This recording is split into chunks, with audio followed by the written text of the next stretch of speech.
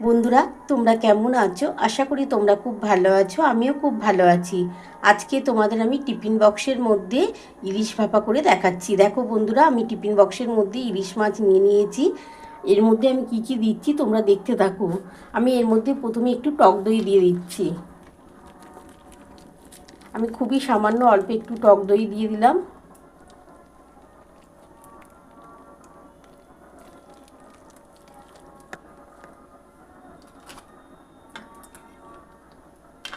এবার এই দেখো বন্ধুরা, এই যে সর্ষে আছে, এই সর্ষেটা দিয়ে দিচ্ছি।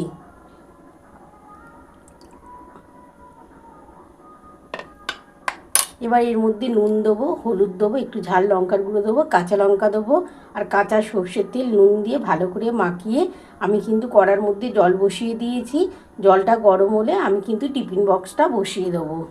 বন্ধুরা দেখো, আমি একটা কড়ার মধ্যে জল বসিয়ে দিয়েছি আর টিফিন বক্সের মধ্যে তোমরা তো দেখতেই পাচ্ছ আমি কিন্তু ইলিশ মাছ ভাপা করছি কিভাবে। টিফিন বক্সের মধ্যে আজকে ইলিশ মাছ ভাপা করব। দেখো বন্ধুরা, টিফিন বক্সের মধ্যে ইলিশ মাছ নিয়ে নিয়েছিলাম, তার মধ্যে টক দই দিয়ে দিয়েছি, সর্ষে বাটা দিয়েছি। এবার নুন দিয়ে দিচ্ছি। আমি ছোটো চামচে 2 চামচ নুন দিলাম। হলুদ দিয়ে দিচ্ছি।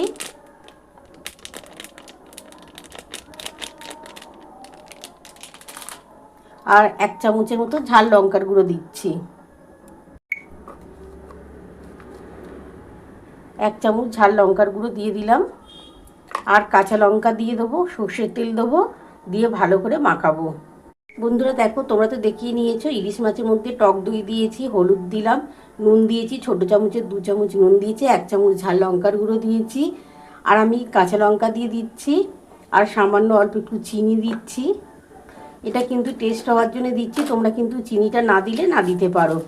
একটু অল্প সামান্য, এই যে দেখো দই দিয়েছিলাম বলে একটু সামান্য কিন্তু চিনি দিয়ে দিলাম। কাঁচা লঙ্কাটা আমি পরে দিচ্ছি, কাঁচা সর্ষের তেলের পরিমাণটা একটু বেশি দেবে, তাহলে কিন্তু এই ইলিশ মাছ ভাপাটা দারুণ খেতে লাগবে। বন্ধুরা দেখো, আমি কিন্তু এবার কাঁচা সর্ষের তেল দিয়ে দিচ্ছি।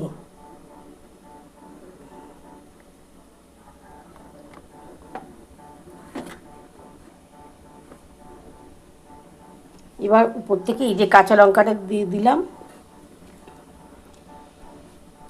এবার এটা ভালো করে একটু মাখিয়ে নিচ্ছি, কারণ টক দই দিয়েছিলাম, সমস্ত মশলা দিয়ে দিয়েছি, তোমরা তো দেখিয়ে নিয়েছো, সর্ষে বাটা দিয়েছি, টক দই দিয়েছি। ভালো করে এটা মাখিয়ে নিচ্ছি। মাখিয়ে আমি কিন্তু কড়ার মধ্যে জল বসিয়ে দিয়েছিলাম, জলটা গরম হয়ে গেছে বন্ধুরা। আমি ওই কড়ার মধ্যে এই টিফিন বক্সটা বসিয়ে দেবো, দিয়ে আমি কিন্তু এটা 10 থেকে 20 মিনিটের মতন রেখে দেবো।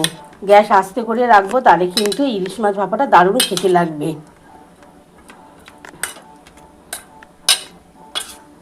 আর টক দই দিলাম তো বন্ধুরা, খেতে কিন্তু দারুণ লাগবে। বন্ধুরা দেখো, জলটা বসিয়ে দিয়েছিলাম কড়ার মধ্যে, টকবক করে ফুটছে। এবার কিন্তু আমি টিফিন বক্সটা বসিয়ে দিচ্ছি। দেখো বন্ধুরা, আমার কিন্তু ভালোভাবে মাখিয়ে নিয়েছি। তোমরা তো দেখেই নিয়েছো কি কি দিয়ে মাখিয়েছি। টক দই আছে, নুন আছে, হলুদ আছে, একটু ঝাল লঙ্কার গুঁড়ো, কাঁচা লঙ্কার, সামান্য অল্প একটু চিনি দিয়েছি, যেহেতু দই দিয়েছি, সব দিয়ে আমি ভালো করে মাখিয়ে নিয়েছি। এবার এই টিফিন বক্সটা ঢাকা দিয়ে দিলাম, দিয়ে এবার আমি এটা বসিয়ে দিচ্ছি বন্ধুরা। দিয়ে আমি এই যে ঢাকাটা দিয়ে দিলাম। আধ ঘন্টা আমি ঢাকা দিয়ে রাখছি, 20 মিনিটের থেকে 30 মিনিট ঢাকা দিয়ে রাখছি। আর গ্যাস কিন্তু আস্তে করে দিচ্ছি বন্ধুরা। তারপর আমি ফিরে এসে তোমাদের দেখাচ্ছি কতটা হলো। বন্ধুরা দেখো, আমার কিন্তু 15 মিনিটের মতন ঢাকা দেওয়া আছে, কিন্তু আমি কিন্তু আধ ঘন্টার মতো রেখে দিচ্ছি, তাহলে কিন্তু ইলিশ মাছ ভাপাটা খুব ভালো হবে।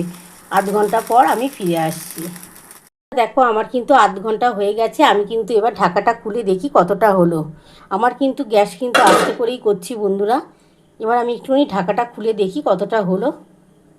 আর গ্যাস দেখো বন্ধুরা, আমার কিন্তু আস্তেই করা আছে। একটু ঢাকাটা খুলে দেখি।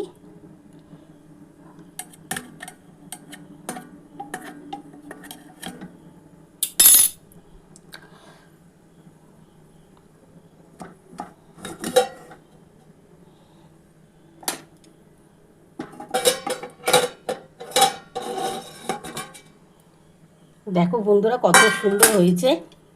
দেখো কত সুন্দর হয়েছে ভাপাটা। আমি কিন্তু এবার নাবিয়ে নিচ্ছি, নাবিয়ে তোমাদের দেখাচ্ছি। বন্ধুরা দেখো আমার কিন্তু টিফিন কৌটোর মধ্যে ইলিশ ভাপা নামানো হয়ে গেছে। তোমরা তো দেখেই নিয়েছো আমি কিভাবে করেছি। দেখো কত সুন্দর হয়েছে। প্রচণ্ড গরম আছে বন্ধুরা, তাও তোমাদের দেখো একটুখানি হালকা করে দেখাচ্ছি।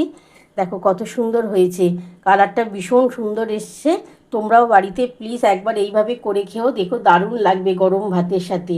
তোমাদের যদি আমার এই রেসিপিটা ভালো লাগিয়ে থাকে প্লিজ একটা লাইক সাবস্ক্রাইব করতে ভুলো না। আর কমেন্ট বক্সে অবশ্যই জানিও কেমন হয়েছে। তাহলে এরকম আরও নতুন নতুন রেসিপি নিয়ে তোমাদের সামনে হাজির হব। Thank you.